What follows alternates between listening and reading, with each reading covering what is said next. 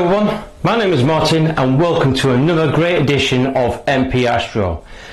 Now, as you can remember from my last video, I did review this ASI 178 mono camera, and in that video I was trying to achieve a full disc image using the Quark eyepiece and get a full disc image of the sun, and boy was that a difficult task. And like I say, a lot of hard work gone into that video, and again, if you've not seen that video, please check it out from the top. I highly recommend you to watch that. And like I say, it's the best solution. You know, if you want a decent hydrogen alpha imaging of the sun, or images of the sun, highly recommend that to get the Quark eyepiece. This is the best bang for the buck, right? It's a huge stepping stone into hydrogen alpha solar imaging, and you can use it as a visual aid as well as just for imaging through a camera. All right, that eyepiece, yes, it's expensive to buy initially, but once you have it, the possible solutions are endless on that item. It's just an awesome upgrade.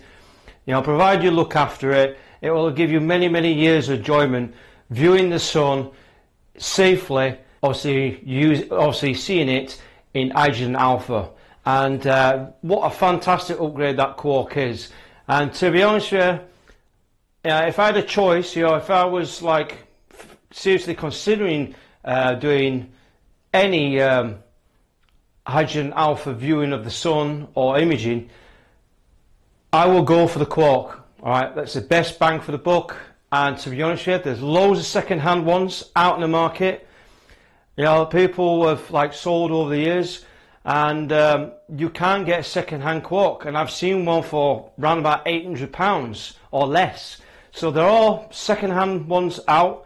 You just got to check, because again, these eyepieces might not get looked after properly. But if they are looked after properly, I would personally look for a Quark, a second-hand Quark that is either got its original box with all its items. You know, again, eBay is really good. Right, there's a lot of good second-hand Quarks that I've seen for a good price. So it doesn't have to cost you a lot of money. The only downside is you can't really check if it's working properly, and you might not get the warranty. The warranty might have run out. And again, I think Quark are covered for 2 years warranty. Don't quote me on that, but I'm sure Daystar put a 2-year warranty on those eyepieces. So again, it's like it's a fantastic product. However, in this video, I've had a lot of good images from this ASI 178. But like always, it's a pretty good camera, but for some certain reason I'm still not happy with it. And before we start the video, please hit a like button, and again, if you're new to this channel, please subscribe onto this channel, and don't forget to hit the notifications bell and click all, and you won't miss out on my new videos that I publish out. And you want to find out what I'm going to do, follow me through this journey again for full disc solar imaging. Please keep watching and let's do this. So, my latest camera that I bought second hand, and I must admit this is quite an expensive camera to buy. And this is the Zoo ASI 174 mono camera. Now, this camera is uncooled, and it costs around about £538 brand new, which I think is quite expensive, considering there is a later model of this which has come out. Now, I think the later model is not a mono, but more of a dedicated colour camera, but sort of shares the same sort of chip as this one. Now, as you can see, this has got quite a large chip. This is an 1.5 inch sensor. The sensor is a Sony Exmor IMX174 at 2.35 megapixels CMOS sensor. Now, this is quite a large sensor for what you need, but it has a larger pixels of 5.86 microns, and the pixel size overall is 1936 times 1216 is the actual size you get of the entire sensor. So that's the actual size. This is very useful for high quality images of solar, the lunar and planetary imaging, which is really dedicated purely for those type of sources. However, you can use this camera for long exposure, but it does have a limited exposure range of 32 micron seconds to 300 seconds exposure. So it's around about 5 minutes exposure time. You can probably max it out. The main problem with this camera is it does describe on a few websites that you will get amp glow using this camera for long exposure. Alright, so you will get a weird artifact from the side of the screen, and the only way you can get rid of that is by taking dark frames to cancel that out. Now, with this camera, I've been recommended for a lot of people that say the ISI 174 is the ideal solar camera for what you need, and you can use it for a lot of applications for solar work. And the reason why I went for the mono is the mono is more sensitive, plus when you're imaging the sun you don't really need a color camera. You can always process it using Photoshop and get the actual color you need. Mono has the advantage of revealing a lot more detail than a dedicated color camera. I'm not going to go too much in depth with color versus mono. I think both cameras are great. Alright, so to be honest with you, I do like you get the instant color from color cameras where you don't need to process much out. With mono, you've got to tweak it a lot through post-processing to get that color. So all I'm suggesting is, like a lot of people say, you don't need, for solar work, a color camera as such. And I will look into it much deeper, why that is, but I'd be recommended to go for a mono camera purely for solar work.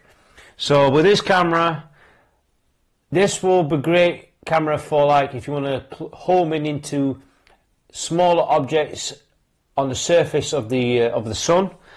But the main reason why I got this camera is, don't get me wrong guys and girls and everyone, I do like the ASI 178.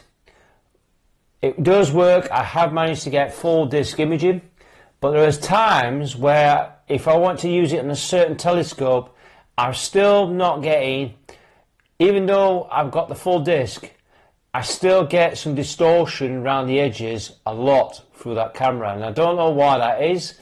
Maybe it's the limited size, or maybe I'm vignetting my images or through the sensor or the Quark, and that's why I'm just getting these weird artifacts.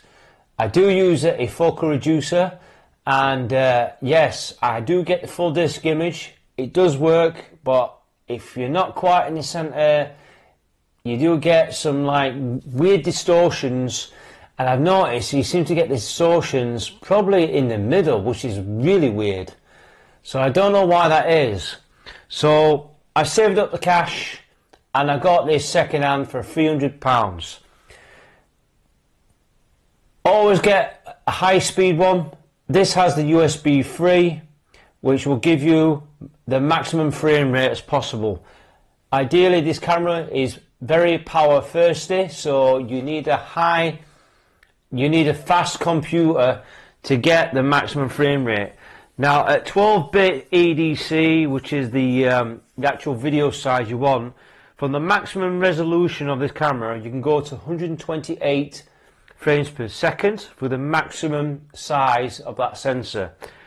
To the smallest, the 200 by 240, you'll get 577 frames per second. If you're using the 10-bit ADC, which is much more faster, and you'll get, for the maximum size, you'll get 164 frames per second, and then the smallest size you'll get is 740 frames per second. So this is what I mean. If you can get a really fast computer, you can hit that mark, not a problem. 740 frames per second, that is really fast for this camera. There is a mini version of this, which is a USB 2, and you can image with that, but because it's a USB 2 camera and it's really suited for a guide camera more than this camera, you won't get the maximum frame rates through the ASI 174, which is the 1.25" variant. All right, that's really ideally suited because it's sensitive. You can capture a lot of stars, guide stars, within this sensor. But the USB 2, which is the 1.25" variant, which will be slightly cheaper than this one, all right, you are limited to the frames per second. I don't know exactly how much frames per second, but it won't be as much compared to this one. However, this one will have the maximum frame rate with the USB 3. Yes, you can use it as a guider because there is a guider ST4 lead here, so you can use it as a guider. But I'm going to use this camera as dedicated for solar work. I've saved a lot of money of my hard-earned cash to get this camera. This is not a cheap camera, and I managed to get this second-hand. So for 538, I think that Zoo should really knock the prices on this 174. It's quite expensive, and the camera has been around for a while, and I just don't understand why it's so expensive. Yes, it's a Sony Exmor sensor, don't get me wrong, very sensitive sensor, but this has been a while, so I feel that they should knock the prices down like they do with the ASI 120 or the 224. You know, make it more, more cheaper, to make it more affordable for people on a limited budget. This camera, I've been recommended for a lot of people saying, Marty, get this camera. If you want the best solar camera, this is the one. So we're going to find out how this performs. And for £300 that I paid for second hand, keep your eyes open, peeled, because I've seen loads of these do go out for sale. Maybe because people don't want to be no longer use them or hardly use them, so they get rid of them. So there'll be loads of these floating around.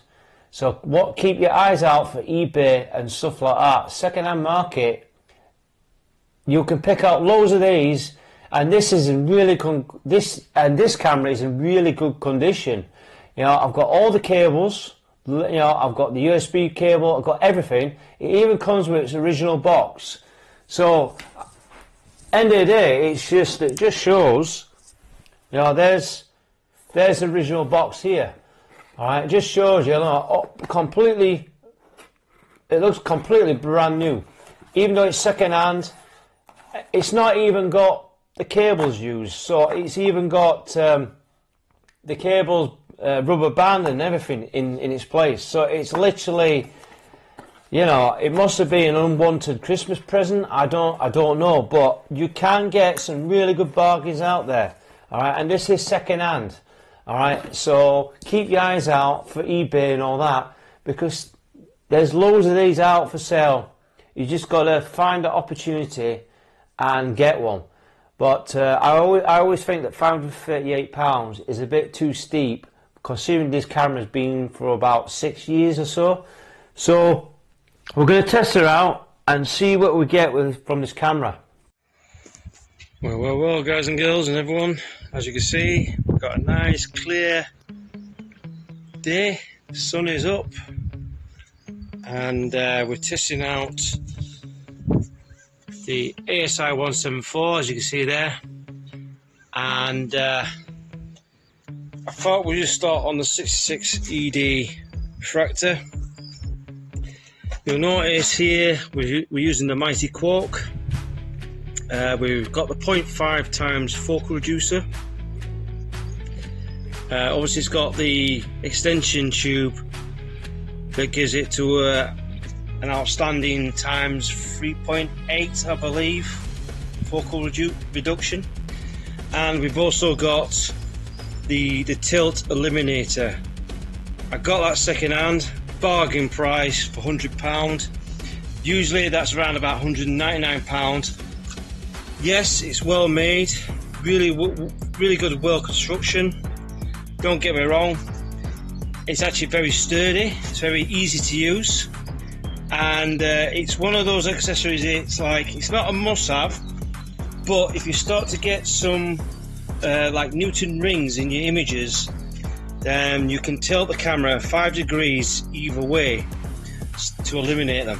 So if you put a slight tilt on there, you can get rid of those Newton rings, but it's only apparent through a mono camera. So I don't know if it's the same for color camera, but for mono camera, this useful gadget is very crucial to eliminate those Newton rings in your images. So we're at the moment with a focal reduction of times 38 through the 66 ED refractor. So the ED refractor is at f6, well f6 it is. So it will reduce that image size and makes because I'm using a larger sensor, and we're going to take a closer look and see what we get. So yeah, we've got a very nice image of the moon, of the sun, not the moon, sorry guys and everyone. As you can see there, it's not quite the full disc that I hoped, which is really infuriating, because considering I bought a second-hand 174, I should be getting a bigger scale than that, and that is the most I can get. And yes, there's some fantastic detail at the moment. Got a few solar flares at the bottom, and it's not quite the full disc that I hoped, which is a real shame, because I'm using the highest sensor size for the camera. Yes, it is, it's on the full whack, and I'm very disappointed that I've not managed to get the full disc. But this is the reason why I make these videos.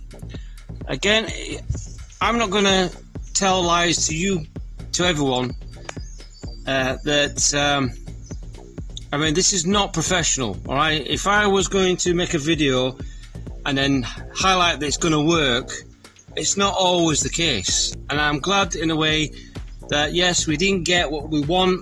We have got an excellent image of the sun, loads of detail there, the filaments, particularly the sunspot regions up the top here, and if we pan across up there, yeah, it's some really good detail, don't get me wrong, very sharp, very contrasty. Yes, it's a fantastic image. What I'll do is I'll do a closer up so that you can see exactly on the on screen. Alright, because obviously this camera phone might not show you the detail that you want to see, but I'm a bit disappointed, and I was expecting a lot better than this. So I don't know if I need to increase the obviously the reduction furthermore, but then I don't want to be starting to vignette my image, and that's the biggest problem. When you're using a bigger sensor, you'll start to vignette the image and it looks distorted at the edges, so I don't want that. So this is supposed to be designed with the use of this 174, so I'm guessing the 66 ED is not quite what I want, and it's a real shame. But I'm guessing use of that sensor, I'm guessing using a 60 ED or smaller would be better to get the full disc image. So overall, I am a bit disappointed, but I'm glad in a way I make these videos and show you also my findings. Again, I'm true to my word. I'm true to my viewers and my subscribers. End of the day, I'm not here like a lot of Astro channels that just like to show off the equipment that they're being sponsored with, and all it all seems to be is it's always the good stuff. It's always like the positive side, and it's not always the case. You can buy a lot of Astro gear and it might not work out for you. Again, this is a clear example why I make these videos, so that you can save money. Alright, save money in the long run and don't get disappointed. And in the day, don't get me wrong, the camera is excellent, fantastic image quality, definitely is a serious piece of kit for solo imaging, without a doubt. So overall, it's not a bad camera, but I'm not happy that I haven't got the full disc that I wanted. So as you can see, I was recording through my PC. We've got a bit of passing cloud, which is quite annoying, and it's something I've got to wait for a few moments for it to clear a little bit. But as you can see, we've got some excellent detail on the sun surface, right? You've got a lot of filaments out there, a lot of sunspot regions, and we've got a few prominences at the bottom. At the moment, this passing cloud is not helping much, I'm afraid, but this is a real Astro channel. Again, you know, I'm here to show you the real frustrations of this hobby, and cloud is definitely one of them against us. And look at the detail there, it really is a fantastic image. So this is through the Astro Ultra Astro 66 ED, and using that same setup with the ASI 174 camera, and obviously with the 0.5 times from focal reducer from Daystar through the Quark, and it really is a nice image. And as you can see there, only drama I have is I've not got the full image, the full disc that I wanted. Well guys and girls and everyone, so I did another retest and I finally cracked it. So what I've done is I've used the existing 20mm extension, and I've used another extension.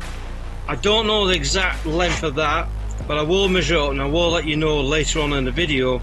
But as you can see there, I put another extension. I think it's an extra 20mm extension, so we got 40mm extension, I think. And I'm going to now show you, and voila, look at that, we've got it, we've finally done it. And we've got a full disc image, decent scale, through the 66 ED, and we finally achieved what I'm trying to work it out all the way through. As this video is not very easy, right? You know, I do a lot of work, a lot of hard work, thinking what I need to do with my setup. But this is astronomy, guys, right? This is what it's all about. You know, practice using equipment, get the equipment set up, sort out the possible problems, because at the end of the day there's always solutions. And as you can see there, we've just extended that part there, alright, and it's made a massive difference, and we've got a fantastic image of the sun, decent scale. Alright, we're within that sensor of the 174 mono camera. I'm really happy with the results. I'm absolutely over the moon. And this isn't easy, guys and girls and everyone. This is not easy. Alright? And we finally got what we got. And what I will do is I record it on the live view of my computer so that you can clearly see that image a little bit better than what this camera can show you. So as you can see, guys and girls and everyone, we have got the full disc of the sun. We've finally achieved what we need to get. And as you can see, excellent image there. There's a lot of detail on that sun. And the camera has performed with that extension that I did. You can clearly see, look at the detail there, ultra sharp. There's no vignetting, and the good news is I've got no Newton rings in that image as well. So if I have got some Newton rings, little circlets in that image, then I will have to tilt the illuminator to get that tilted slightly. But the good thing is, because my focus tube is central, it's not actually out of sync, so that's why I'm not getting any Newton's rings. So we've got a lovely image there. The camera settings, now I've kept it simple for time being. Mono A, I could probably use mono 16, but I'll lose frame rate. The frame rate's pretty good. Obviously, because I'm recording through my PC, I would actually get around about 102 frames per second through the maximum sensor size, which is pretty good. But because I'm recording and my computer is struggling a bit, then it's dropped the frame rates a bit. So looking at the image, you can see we've got a bit of passing cloud, which is not to worry. We'll just wait till it gets proper clear, and I'll take some more AVI files from that. So as you can see there, because we're getting the reasons for these auroras that's happening at the moment, it's getting very intense. From last week, May the 10th to 11th was a very special moment. And as you can see, what we've got here is we've got a lot of activity, particular some big sunspot regions and loads of filaments. Alright, these filaments are the solar flares. Now, if these happen to explode or whatever, then this is where we're getting these auroras. So basically, if they explode or whatever the sunspots are exploding, we will get these solar flares reaching towards us and hitting Earth. And this passes through like solar wind, and this is where we're getting these auroras. So as you can see, we've got a lot of activity, a lot. If we up the exposure, maybe we can see some activity as well. Oh, I've overexposed it. It's very sensitive, this camera. I'm actually quite amazed how quick this camera is to gain some detail. But at the moment, my computer is not playing ball, which it should be.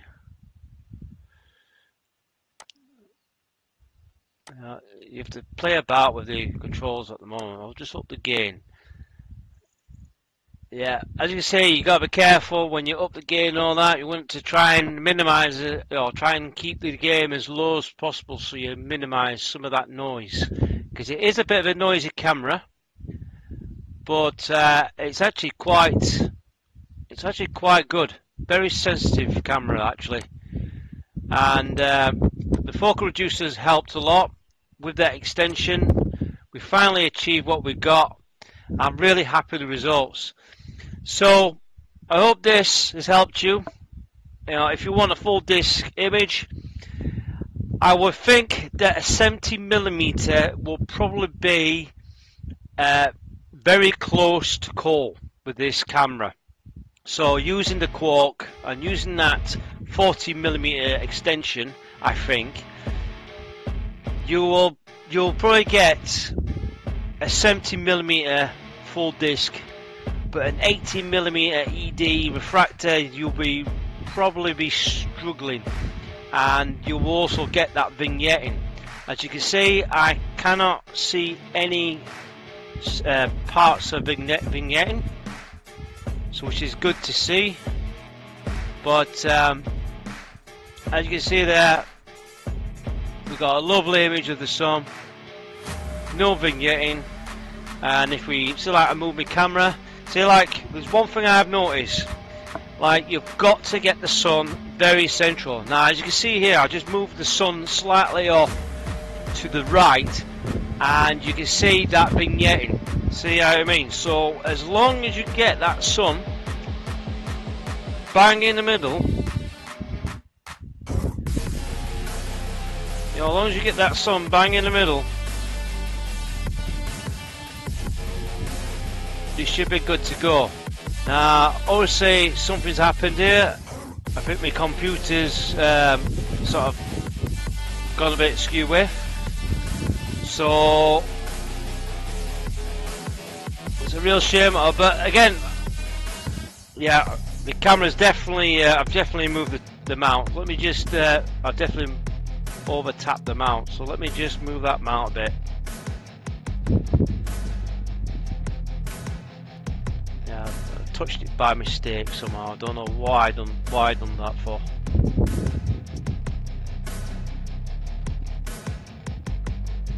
So I definitely moved the camera. I shouldn't have nudged that sync scan a bit on my mobile phone. So there we go. So I'm just gonna position it again. So as you can see, you get that vignette in there, right on the edge. So as you can see there, you got that vignette in just here. Alright, so you've got to get that sun as close in the middle as possible. So I find easy if you use your reticle, that will help you. And the good thing about this reticle is, as you record, it will not record that reticle either. So it, like I say, you just got to move it in position. Alright. Come on, get in there.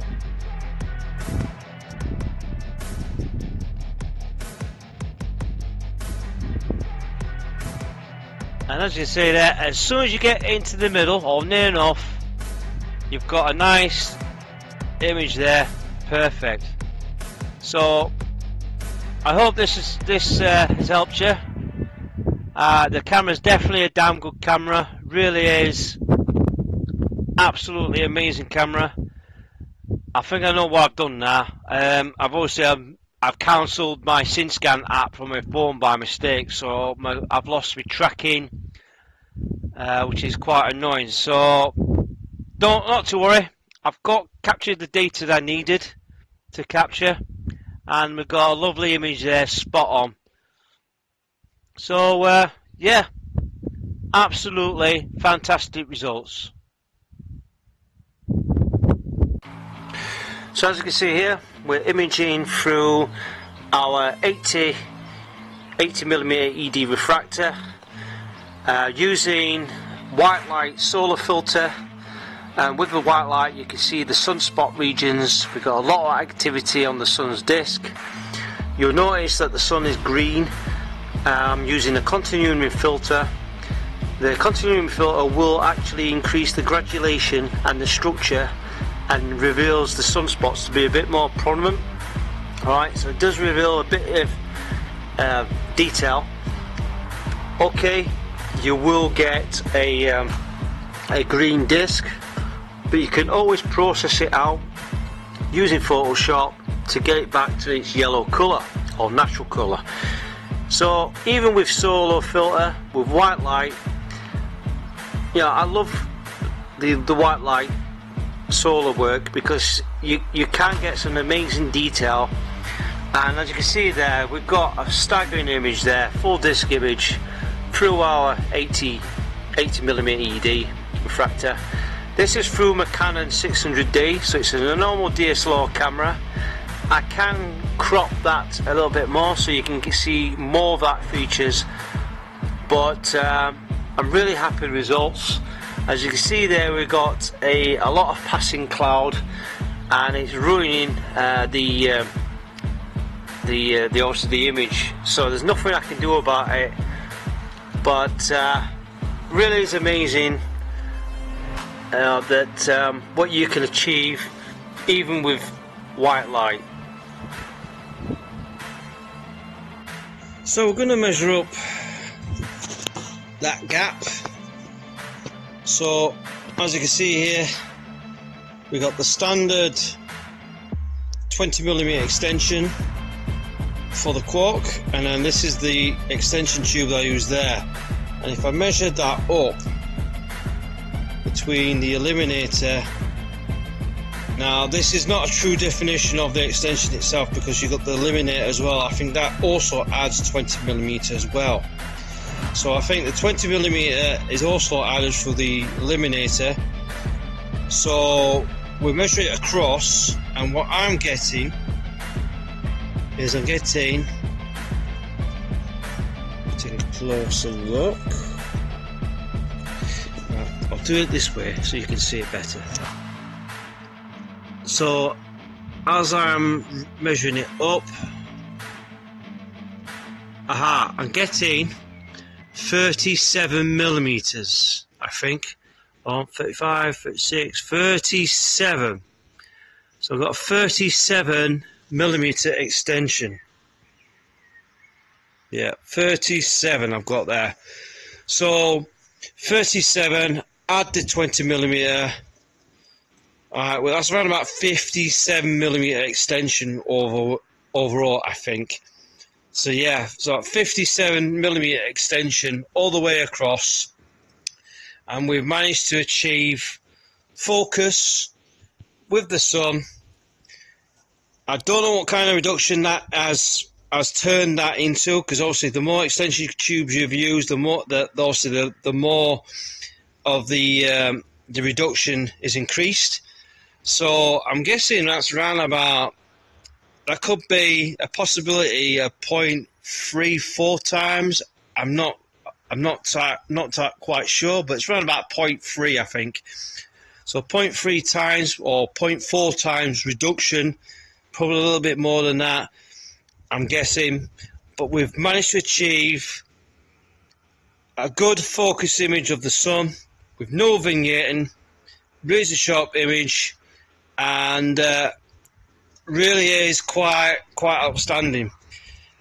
And as you can see on that setup, I've managed to get the illuminator as close as possible to the sensor itself. Okay, so if I had the extension tube, say I have the illuminator further forward that way, it will not work very well, and I will get a lot of vignetting. So I'll try to get the vignetting as close as to the camera sensor as possible. All right, and that's what I was hoping to achieve, is get that as much clear aperture as I can. So as you can see, we've got plenty of space to tilt the illuminator if I needed to adjust to get rid of those Newton rings. But I did not get any Newton rings, which is a bonus. So with that extension with 20mm and all the rest of the stuff, it really has helped. So I hope this helped you guys and girls and everyone. Please feel free to comment, all right, on your, and also provide comments below how you tested your setup. But as you can see there, using the Quark, the 0.5 times reduction, the 20mm reduction, obviously the 20mm extension tube and the illuminator combined together with the Quark, we've managed to get a full disc image of the sun with a 66mm refractor. Again, the refractor is focal length is 400mm. So with all that through there, we've got a really nice image of the sun, and it is possible using a much more expensive camera. Again, bigger sensor does help. I will get more vignetting with the 80mm.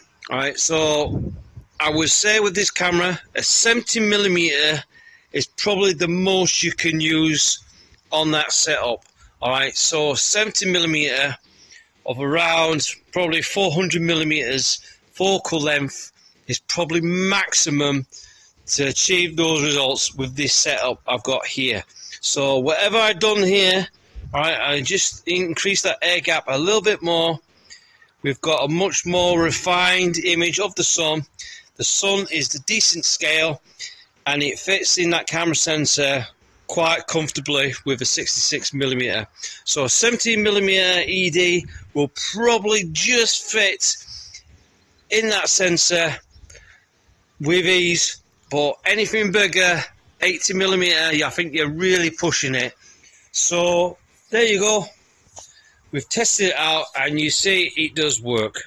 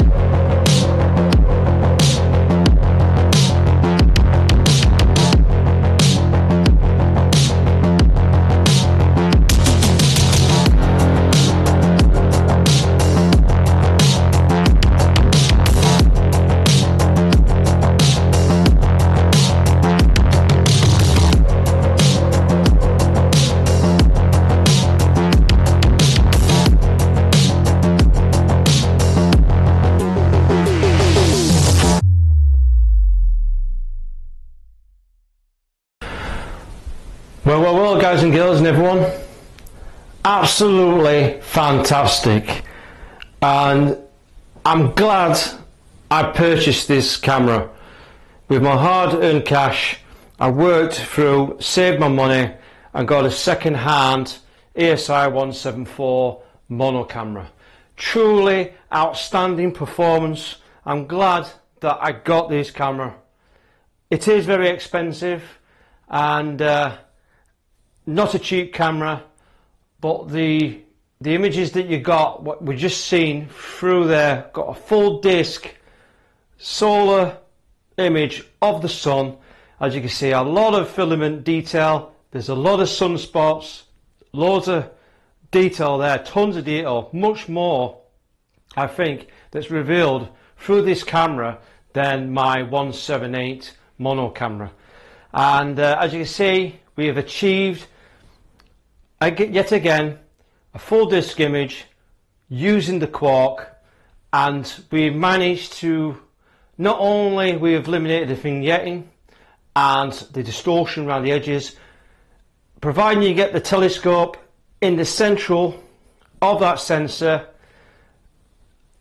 Unbelievable, it's like crystal clear all the way to the edge. As long as you get that disc in the middle within the sensor, it really is a truly awesome images there. Now, the actual spacer I did use, and I did measure it up, so it's around about 20 millimeters to the tilt eliminator, 20 millimeters from that extension, from the standard Quark extension tube, and I used, that spacer that I used was 17 millimeters.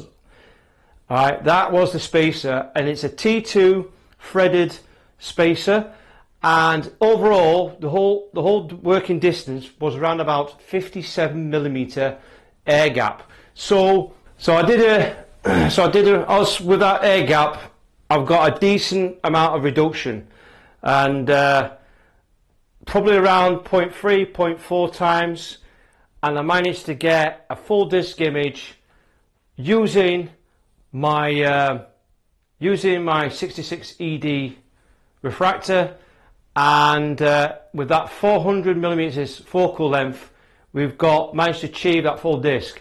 Now, as I mentioned in the video, as I mentioned earlier in the video, that I highly recommend doing the full disc image with this setup up to 70 millimeter refractor aperture. Anything above that with a longer focal length is you're really pushing it, and you need to extend this even more to get a full disc image. But the main problem with that is if you extend it too much, you will get some vignetting, and it's not that great. Alright, you will get some vignetting in that image. I won't highly recommend to extend this any more than what I've got here. So providing you use a 70 millimeter refractor with around 400 millimeter focal length or less, you can get a full disc image with no distortion or vignetting at all through this setup. And yes, I'm going to be honest with you guys and girls, just this section here is a lot of money there. Alright, you've got the focal reducer from Quark, you've got the tilt eliminator from Quark, and then we've got the Zoo ASI 174. This little section here is probably around about 700 to 800 pounds there on this little setup alone, and it's not cheap. I highly recommend that, because it's so expensive, you can buy this brand new, not a problem, but like always, I would highly recommend to look out for the second-hand market, because there's loads of these that are cutting about, that are getting sold, either because people don't want to use a Quark, or they just get rid of items because they no longer don't want to do this hobby anymore. So again, there's a great opportunity. Check out the second-hand market. You can purchase some of these items at a great price. You just got to keep looking, and one day you'll find a bargain. All right, like I have. I got this for half the price than what I would have paid for if I bought it brand new. And believe me, this is not cheap, alright, this little setup alone. But as you can see in those images, we've achieved a full disc image. Absolutely, truly outstanding performance. It's just unbelievable. The only bugbear I have with this camera is that it is a noisy camera, so you got to be careful with the gain. So as you can see, as I was showing you on the screen, I did lower the gain quite a bit. Alright, so lower the gain, up the exposure a little bit, and trying to maintain a high frames per rate. Now obviously my computer is not the fastest computer in the world, but again, the more powerful your computer is, the faster you can capture data through this camera. And this does have an amazing frames per rate. At the moment, I could achieve maximum resolution around about 102 frames per second through my laptop, and that's if I wasn't recording. That's what I would get. But because I was recording, it dropped down to about 80 frames per second. But it's not to worry. All right, I sacrifice my data to help you guys and girls and everyone to show you what I'm achieving through this setup. And like I say, if you like what you see, please hit the like button, and then don't forget to, if you're new to this channel, don't forget to subscribe onto my channel. And if you want to keep notified for any new videos I publish out, again, hit the bell, scroll up, click all, and you'll get notified for any new videos. So to that on, would I recommend this camera? Yes, I would. I will rate this 4 stars, and the reason why I rate it 4 stars is purely because you need a faster computer to run it to get decent results. It's a bit noisy, and also the other thing is that the price is really expensive. Even though there's a newer version of this that's come out, £538 is still not cheap, and I think that Zeus should lower the prices on this particular camera, because it is aging now, and I think it's around about 5, maybe 6 years old technology. And to be honest with a new camera replacing it, I think they should lower the prices for the 174, making it more affordable. Because again, it truly is an amazing camera, and you saw all those images, absolutely outstanding.